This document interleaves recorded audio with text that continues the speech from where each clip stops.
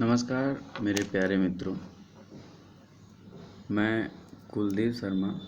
आज एक समस्या है जो इलाहाबाद में किराए की समस्या जो काफ़ी कुछ दिनों से बनी हुई है।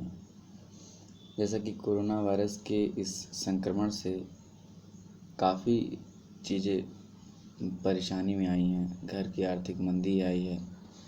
ऐसी समस्या उत्पन्न हुई है कि हम छात्र के ऊपर एक ऐसी बहुत बड़ी विकट ऐसी समस्या उत्पन्न हो गई है जिसकी वजह से कहीं ना कहीं कुछ ऐसे छात्र हैं जो काफ़ी गरीब तबके से आते हैं, जिनके लिए 3-4 महीने का यानी कि 9,000 करीबन किराया देना बहुत मुश्किल बात हो गई है। और जिसकी वजह से फिर वो पुनः इलाहाबाद में आने के लिए सोच रहे हैं, पर वो उनके ऐसी स्थितियां नहीं हो पा रही कि वो आएँ।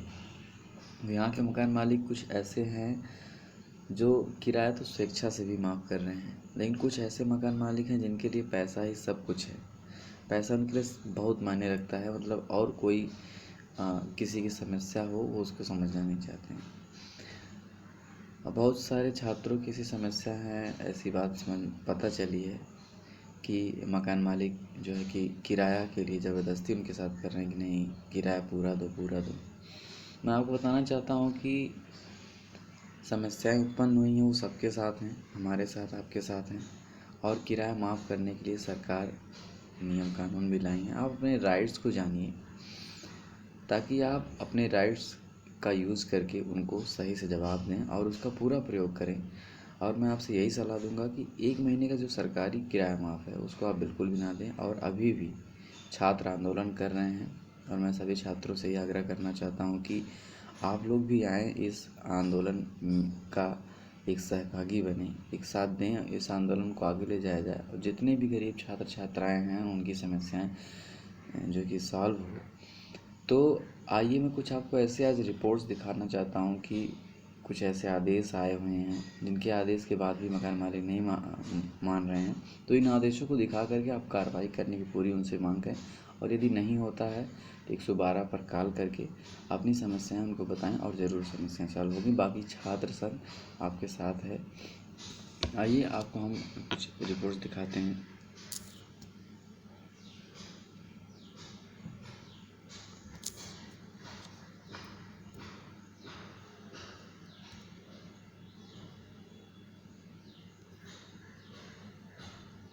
यहाँ देखिए कि मकान मालिकों पर कार्रवाई की मांग को लेकर याचिका।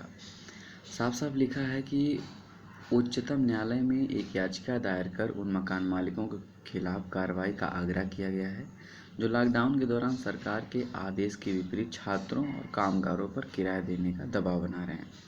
गृह मंत्रालय ने 29 मार्च को एक आदेश जारी कर कहा था कि मकान मालिक लॉकडाउन के दौरान 1 महीने तक छात्रों, कामगारों और प्रवासी मजदूरों से किराया न मांगे। मंत्रालय ने चेतावनी भी दी थी कि जो मकान मालिक इस दौरान मकान खाली कराने का दबाव बनाएंगे उनके खिलाफ कार्रवाई होगी।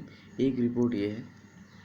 दूसरी रिपोर्ट आप देख सकते हैं कि किराए के लिए दबाव बनाया तो जेल। आपको कुछ चीज़ें हम पढ़कर सुनाना चाहते हैं। देखिए जेल कितनी साल की होगी। आदेश का उल्लंघन करने पर राष्ट्रीय आपदा प्रबंधन अधिनियम 2005 की धारा 51 के आधार पर 1 वर्ष की सज़ा और अर्थदंड या दोनों हो सकती है। इस तरीके से दूसरी बात है कि यहाँ पे देखिए साफ साफ लिखा, कोरोना के कारण उत्पन्न हुई विषम परिस्थितियों के कारण मकान मालिकों को किराएदारों से किराया नहीं मांगने की हिदायत दी गई है। ये बात हो गई। उसके बाद आप देखेंगे कि दो जानकारी यहाँ से आपको मिलती हैं और भी एक लिस्ट है।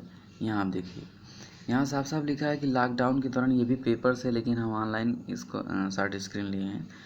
लॉकडाउन के दौरान रोजी छीन जाने के कारण जो मकान का किराया नहीं दे पा रहा है, ऐसे गरीब मजदूर और छात्रों को परेशान होने की ज़रूरत नहीं है। ऐसे लोगों के लिए राहत की खबर है। केंद्रीय गृह मंत्रालय की ओर से इस बारे में सभी मकान मालिकों को आदेश दिया गया है कि किराए पर रहने वाले मजदूर और छात्रों से 1 माह का किराया न लें।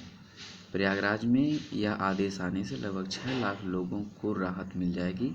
किराए के घर में रहने वाले तमाम लोगों के सामने लॉकडाउन के दौरान किराया चुकाने की समस्या आ रही है।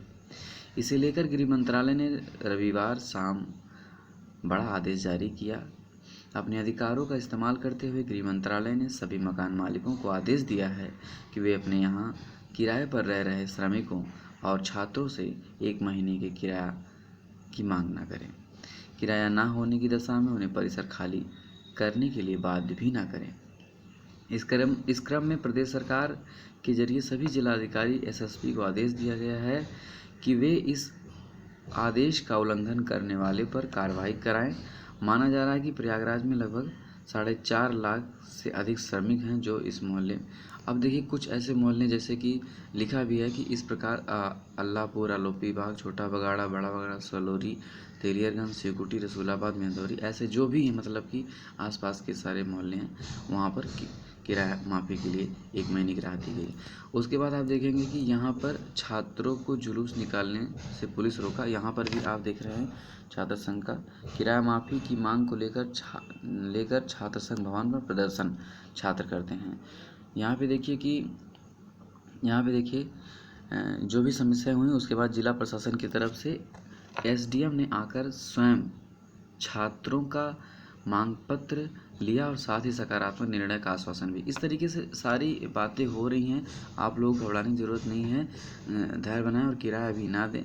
और इस छात्र संघ में जैसे भी आप जिसके भी माध्यम से आ सकते हैं और आएँ और इस मतलब कि इस समूह का एक हिस्सा बने और सबकी समस्याएं सॉल्व होंगी। अगर आपको ये हमारी वीडियो अच्छी लगे तो एक लाइक ज़रूर करिएगा, कमेंट शेयर करना ना भूलें और ऐसी जानकारी के लिए आगे भी अपडेट्स हम देते रहेंगे, इसलिए हमारे चैनल को सब्सक्राइब करें।